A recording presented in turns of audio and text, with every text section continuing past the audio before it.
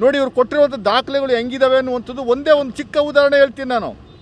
ಸಹಿ ಸರಿ ಇಲ್ವಂತೆ. ಅದಕ್ಕೆ ಅವ್ರು ಹೇಳ್ತಾರೆ, ನನ್ನ ಬಳಿ ಇರುವ ದಾಖಲೆಯಲ್ಲಿ ಇರುವ ಸಹಿಗೂ ಪಕ್ಕದಲ್ಲಿರುವ ಎಕ್ಸ್ ಗುರುತಿಗೂ ಅಂತರ ಕಡಿಮೆ ಇರುವುದು ಕಂಡು ಬಂದಿದೆ. ಆಮೇಲೆ ಅದರಲ್ಲಿ ಥ ಅನ್ನೋದು ಬೇರೆ ಥರ ಇದೆ, ಇಲ್ಲಿ ಥ ಅನ್ನೋದು ಬೇರೆ ಥರ ಇದೆ, ಪಿ ಅನ್ನೋದು ಅಲ್ಲಿ ಬೇರೆ ಇದೆ, ಇದ್ಯಾವುದೋ ಒಂದು ಅರ್ಜಿನಲ್ಲಿ ಇನ್ನೊಂದು ಪಿ ಥರ ಇದೆ, ಫ ಅನ್ನೋದು ಇನ್ನೊಂದು ಥರ ಇದೆ, ರಾ ಅನ್ನೋದು ಇನ್ನೊಂದು ಥರ ಇದೆ, ಆರ್ ಅನ್ನೋದು ಬೇರೆ ಥರ ಇದೆ. ಅಂದರೆ ಸಿಗ್ನೇಚರ್ ಮಾಡಿರುವಂಥದ್ದನ್ನ ಇವ ನೋಡಿ ಈ ಥರ ಉಲ್ಲೇಖ ಮಾಡಿ ಲೋಕಾಯುಕ್ತಕ್ಕೆ ದಾಖಲೆಗಳಿಲ್ಲದೇನೆ ಸುಳ್ಳು ಅರ್ಜಿಗಳನ್ನು ಕೊಡುವಂಥದ್ದು ಒಳ್ಳೆ ಚೈಲ್ಡಿಶ್ ಆಗಿ ದೂರನ್ನು ಕೊಡುವಂಥದ್ದು ನಾವು ಕಂಡಿದ್ದೀವಿ. ಸಿಗ್ನೇಚರ್ ಸರಿಯಿಲ್ಲ, ಸಿಗ್ನೇಚರ್ ಒಂದು ಹಾಳೆಗೂ ಇನ್ನೊಂದು ಹಾಳೆಗೂ ವ್ಯತ್ಯಾಸ ಇದೆ, ಅಂತರ ಇದೆ, ಇನ್ನೊಂದಿದೆ, ಮತ್ತೊಂದಿದೆ, ಅಕ್ಷರ 4 ಇಲ್ಲಿ 4.25 ಇದೆ, ಇಲ್ಲಿ 3.25 ಇದೆ ಅಂತ ಹೇಳುವಂಥದ್ದನ್ನೆಲ್ಲ ತನಿಖೆ ಸಂಸ್ಥೆಗಳು ಪರಿಗಣಿಸಿ ಅದರ ಆಧಾರದ ಮೇಲೆ ತನಿಖೆ ಮಾಡುವಂಥದ್ದಕ್ಕೆ ವ್ಯವಸ್ಥೆ ಇದೆಯಾ? 3 ಎಕರೆ 16 ಕುಂಟೆ ಪಾರ್ವತಮ್ಮ ಮೇಡಮ್ ಅವರ ಜಾಗ. ಅದು ಅಕ್ರಮವಾಗಿ BJP ಸರ್ಕಾರ ಇದ್ದಾಗ ಮೂಡಾದವರು 2020 ಇಸ್ವಿನಲ್ಲಿ ಅಕ್ರಮವಾಗಿ ಅವರ ಜಮೀನನ್ನು ಅವ್ರನ್ನ ವಶಪಡಿಸ್ಕೊಂಡ್ಮೇಲೆ ಪರಿಹಾರವಾಗಿ 34,820 ಚದರ ಅಡಿ ಜಾಗವನ್ನು ಮೈಸೂರಿನಲ್ಲೇ ಕೊಟ್ಟಿರುವಂಥದ್ದು.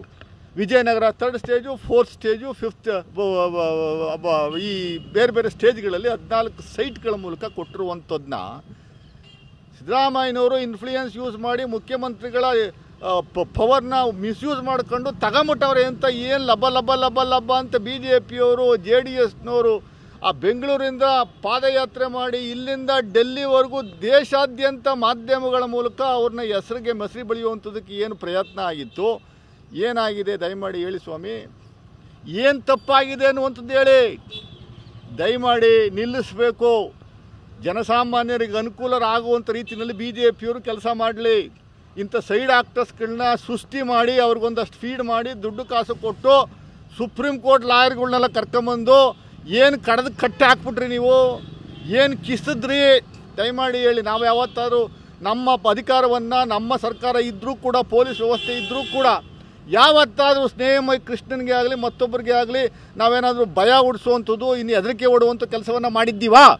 ಸ್ನೇಹಮಯ ಕೃಷ್ಣನೇ ಹೇಳಿ. ಯಾವತ್ತಾರು ಒಬ್ಬನೇ ಬಂದು ಇಲ್ಲಿ ಪ್ರೆಸ್ ಮೀಟ್ ಮಾಡ್ತಿದ್ರಪ್ಪ? ಯಾವತ್ತು ಯಾರು ಪಬ್ಲಿಕ್ಗೂ ನಾವು ಅಪೀಲ್ ಮಾಡ್ಕೊಂಡಿದ್ದೋ? ಸಿದ್ದರಾಮಯ್ಯ ಅಭಿಮಾನಿ ಬಳಗಕ್ಕೆ ಅಪೀಲ್ ಮಾಡ್ಕೊಂಡಿದ್ದೋ? ನಮ್ಮ ಕಾಂಗ್ರೆಸ್ ಕಾರ್ಯಕರ್ತರಿಗೆ ಅಪೀಲ್ ಮಾಡ್ಕೊಂಡಿದ್ದೋ? ದಯಮಾಡಿ ಯಾವ ಕಾರಣಕ್ಕೂ ಸ್ನೇಹಮಯ ಕೃಷ್ಣನ್ನೇ ಆಗಲಿ ಮತ್ತೊಬ್ಬನೇ ಆಗಲಿ ಬೈಯೋದೇ ಆಗಲಿ ಇನ್ನೊಂದು ಹೊಡೆಯೋಕ್ಕೆ ಹೋಗುವಂಥದ್ದೇ ಆಗಲಿ ಎದುರಿಸುವಂಥದ್ದಾಗಲಿ ಯಾರೂ ಮಾಡಬಾರ್ದು ಅಂತ. ಒಬ್ಬ ಕಾರ್ಯಕರ್ತನೇ ಆಗಲಿ ಅಭಿಮಾನಿಗಳೇ ಆಗಲಿ ಸ್ನೇಹಮಯ ಕೃಷ್ಣನಿಗೆ ಮತ್ತೊಬ್ಬರಿಗೆ BJPಯವ್ರಿಗೆ JDSನವ್ರಿಗೆ ಎದುರಿಸುವಂಥ ಕೆಲಸ ನಾವು ಮಾಡಲಿಲ್ಲ. ಯಾಕೆಂದ್ರೆ ನಮಗೆ ಗೊತ್ತು ನಮ್ಮದೇನು ತಪ್ಪಿಲ್ಲ ಅನ್ನುವಂಥದ್ದು ಗೊತ್ತು. ಸಿದ್ದರಾಮಯ್ಯನವರ 45 ವರ್ಷಗಳ ರಾಜಕೀಯ ಜೀವನದಲ್ಲಿ ಯಾವತ್ತು 5 ರೂಪಾಯಿ ಆಸೆ ಪಟ್ಟವರಲ್ಲ ಅವರು. ಆ ಥರ ಮಾಡಿದ್ರೆ ಇವತ್ತು 2,000-3,000 ಕೋಟಿ ಆಸ್ತಿ ಹೊಂದುವಂಥ ಕೆಲಸ ಅವಕಾಶ ಇತ್ತು ಅವ್ರಿಗೆ. ಎಲ್ಲಾದರೂ ಇದೆಯಾ ಅವ್ರದ್ದು ಏನು ಆಸ್ತಿ ಇದೆ ಅನ್ನುವಂಥದ್ದು ಅವ್ರ ಅಫಿಡವಿಟಲ್ಲಿ ಭಾಳ ಸ್ಪಷ್ಟವಾಗಿ 26 ಲಕ್ಷ ರೂಪಾಯಿ. ನಾನೇ ಎಲೆಕ್ಷನ್ ಏಜೆಂಟ್ ಆಗಿದ್ದೆ ಸಿದ್ದರಾಮಯ್ಯನವ್ರಿಗೆ. 26 ಲಕ್ಷ ರೂಪಾಯಿ ಘೋಷಣೆ ಮಾಡ್ಕೊಂಡಿದ್ದಾರೆ ಅಷ್ಟೇ. ನೀವು ಇಲ್ಲ ಸಲ್ಲೋದ ಆರೋಪಗಳನ್ನು ಮಾಡಿಕೊಂಡು ಇದು ನಿಮ್ಮ ಕೂಸು ಭ್ರಷ್ಟಾಚಾರ ಅನ್ನುವಂಥದ್ದು ಕೂಸು. ನಾನು ಸ್ನೇಹಮಯ ಕೃಷ್ಣರವರಿಗೆ ವಿನಂತಿ ಮಾಡ್ಕೊಳ್ಳೋದಿಷ್ಟೇ, ದಯಮಾಡಿ ಮೂಡಾದಲ್ಲಿ ಆಗಿರುವಂಥ ಹಗರಣಗಳಿಗೆ ನೀವು ಹೋರಾಟ ಮಾಡಿ, ನಿಮ್ಮ ಜೊತೆ ನಾವು ಇರ್ತೀವಿ. ಸಿದ್ದರಾಮಯ್ಯನವರು ಯಾವ ಹಗರಣದಲ್ಲೂ ಇಲ್ಲ. ಸಿದ್ದರಾಮಯ್ಯನವರು ನೀಡಿರುವಂಥ ಸೈಟ್ಗಳಲ್ಲಿ ಎಲ್ಲೂ ಲೋಪದೋಷಗಳಿಲ್ಲ. ಅವರು ಕಾನೂನಾತ್ಮಕವಾಗಿ ಪಡೆದಿರುವಂಥ ಸೈಟ್ಗಳವು. ಬೇರೆ ಇನ್ನೇನೋ ಒಂದಷ್ಟು ಜನಗಳು ಸೇರಿಕೊಂಡು 50-50 ಅನುಪಾತದಲ್ಲಿ ಹಿಂದಿನ ಕಮಿಷನರು ಅವರೆಲ್ಲ ಸೇರಿಕೊಂಡು ಒಂದಷ್ಟು ಅನಾಹುತಗಳನ್ನು ಮಾಡಿರುವಂಥದ್ದು ಕೂಡ ಸತ್ಯ ಇರಬಹುದು. ಆ ಸತ್ಯಕ್ಕೆ ಹೊರಬರುವಂಥದ್ದಕ್ಕೆ ಅದು ನಮ್ಮ ಪೀರಿಯಡಲ್ಲಿ ಆಗಿರುವಂಥದ್ದಲ್ಲ, BJP ಸರ್ಕಾರದಲ್ಲಿ ಆಗಿರುವಂಥದ್ದು. ಕೆಲವು ಮುಖಂಡರುಗಳ ವಿರುದ್ಧ ಈಗಾಗಲೇ ED ಏನು ಕೇಸ್ನ ಫೈಲ್ ಮಾಡಿರುವಂಥದ್ದು, ಆ ಸೈಟ್ಗಳನ್ನ ಕನ್ಫಿಸ್ಕೇಟ್ ಮಾಡ್ಕೊಂಡಿದ್ರೆ ಅದ್ರ ವಿರುದ್ಧ ನೀವು ಹೋರಾಟವನ್ನು ಕಂಟಿನ್ಯೂ ಮಾಡಿ. ಸ್ನೇಹಮಯ ಕೃಷ್ಣರವರೇ, ನಿಮ್ಮ ಜೊತೆ ನಾವಿರ್ತೀವಿ, ಎಲ್ಲ ಸಹಕಾರವನ್ನು ನಿಮಗೆ ಕೊಡ್ತೀವಿ. ಅದು ಬಿಟ್ಬಿಟ್ಟು ವೈಯಕ್ತಿಕವಾಗಿ ಸಿದ್ದರಾಮಯ್ಯನವ್ರನ್ನ ಟಾರ್ಗೆಟ್ ಮಾಡುವಂಥದ್ದು, ಸಿದ್ದರಾಮಯ್ಯನವ್ರನ್ನ ಕೆಳಗಡೆ ಇಳಿಸಬೇಕು ಅನ್ನುವಂಥದ್ದು ಈಗಲಾದರೂ ದಯಮಾಡಿ ಕೃಷ್ಣಮಯ್ಯವರೇ, ಸ್ನೇಹಮಯ ಕೃಷ್ಣರವರು ನಿಮಗೆ ನಾನು ವಿನಂತಿ ಮಾಡ್ಕೋತೀನಿ. ಈಗಲಾದರೂ ನಿಮಗೆ ಯಾರು ಪ್ರೇರಣೆ ಕೊಟ್ಟರು, ನಿಮಗೆ ದುಡ್ಡುಗಳನ್ನ ಸಪ್ಲೈ ಮಾಡಿದ್ದ್ಯಾರು, ಲಾಯರ್ಗಳನ್ನ ನಿಮಗೆ ನೇಮಕ ಮಾಡಿಕೊಟ್ಟಿದ್ದ್ಯಾರು, ಯಾರು ಇದು ನಿಮಗೆ ಉತ್ತೇಜನ ಕೊಟ್ಟು ಫೈಟ್ ಮಾಡುವಂಥದ್ದಕ್ಕೆ ಈ ರೀತಿ ಹೇಳಿದ್ದಾರು ಯಾರು ಅನ್ನುವಂಥದ್ದು ಮಾಧ್ಯಮಗಳ ಮುಂದೆ ಬಂದು ಹೇಳಿ. ಸತ್ಯ ಹೊರಗಡೆ ಬರಲಿ, ಜನಗಳಿಗೆ ಗೊತ್ತಾಗಲಿ, ಸಿದ್ದರಾಮಯ್ಯನವ್ರು ಏನು ಅನ್ನೋಂಥದ್ದು ಗೊತ್ತಾಗುವಂಥ ಕೆಲಸ ಆಗಬೇಕು. ಇಲ್ಲಾಂದ್ರೆ ನಾವು ಹೋರಾಟಗಳು ಮಾಡ್ತೀವಿ. ಸುಮ್ಮನೆ ಏನೋ ಅವ್ರಿಗೆ ಮಸಿ ಬಳಿಯುವಂಥದ್ದು ಮಾಡಿಬಿಟ್ಟು ಸುಮ್ಮನೆ ಕೂತ್ಕೊಳ್ಳೋಂಥ ಕೆಲಸವನ್ನು ಮಾಡಬಾರ್ದು. ಅದು ಯಾರೋ ಇಬ್ಬರು ವಿರೋಧ ಪಕ್ಷ ನಾಯಕರು ಜೋಕರ್ಸ್ಗಳವ್ರೆ, ಅಶೋಕ್ ಮತ್ತು ಚಲವಾದಿ ನಾರಾಯಣ ಸ್ವಾಮಿ ಅವರು. ಮಾತಾಡ್ರಪ್ಪ ಈಗ ಬಂದು ಹೊರಗಡೆ, ಈಗ ಮಾತಾಡಿ.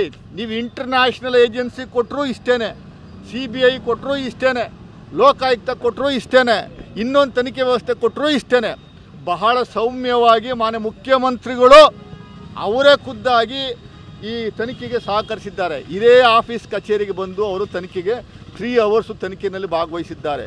ಅಂದರೆ ನೀವು ಅವರ ಈ ನೆಲದ ಕಾನೂನಿಗೆ ಕೊಡುವಂಥ ಗೌರವ ಕಾಂಗ್ರೆಸ್ ಪಕ್ಷದವ್ರು ಎಷ್ಟು ಅನ್ನುವಂಥದ್ದು ಅರ್ಥ ಮಾಡ್ಕೊಳ್ಳಿ. ಯಾವತ್ತೂ ನಾವು ಅಧಿಕಾರವನ್ನು ಮಿಸ್ಯೂಸ್ ಮಾಡ್ಕೊಳ್ಳೋಂಥ ಕೆಲಸವನ್ನು ಮಾಡಿಲ್ಲ. ಸೊ ಅದರಿಂದ ಮೈ ಕೃಷ್ಣರವರೇ ದಯಮಾಡಿ ನಿಲ್ಲಿಸಿ, ನಿಮ್ಮ ಹೋರಾಟವನ್ನು ಮುಂದುವರಿಸಿ, ಬೇರೆ ವಿಚಾರದಲ್ಲಿ ಹೋರಾಟವನ್ನು ಮುಂದುವರಿಸಿ.